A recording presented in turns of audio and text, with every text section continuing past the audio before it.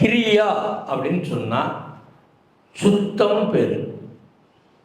சுத்தம், உடல் சுத்தம், மன சுத்தம், ஆன்ம சுத்தம். ஒரு செயல், ஒரு காரணம், ஒரு கருத்து, இதெல்லாம் கர்மான்னு பேர். சுத்தம் அப்படின்னு சொன்னா அந்த இடத்துல எது இல்லாமை அப்படின்னு சொல்றது.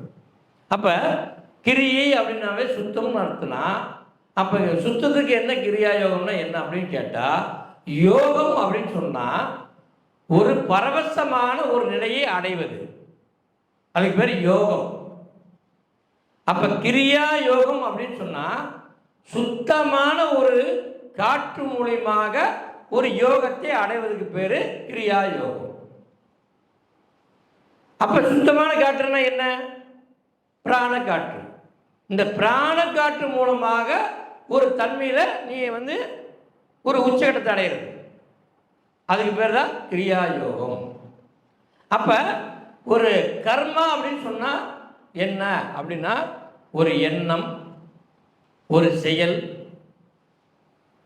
ஒரு காரணம், ஒரு கருத்து, ஒரு தாட்ஸ் அப்படின்னு சொல்றது, ஒரு படம், இந்த மாதிரி எதெல்லாம் சொல்றாங்க கர்மான்னு பேரு. அப்ப காரண காரியம் இல்லாம ஒரு விஷயம் நடக்காது அப்படிங்கிறதா கர்மா இல்லாம நடக்காது. அப்ப கர்மம் என்ன? நாம் பேசுற வார்த்தைகள் அத்தனையுமே கர்மா, நம்ம சொல்ற சொல்லு அத்தனையுமே கர்மா, அப்ப நம்ம செய்யற செயலை எல்லாமே கர்மா. அப்ப இந்த கர்மாவுக்கு இந்த கிரியாவுக்கு என்னன்னா, இந்த கர்மாவை நீக்கக்கூடிய சக்தி இந்த கிரியாவுக்கு மட்டும்தான் உண்டு.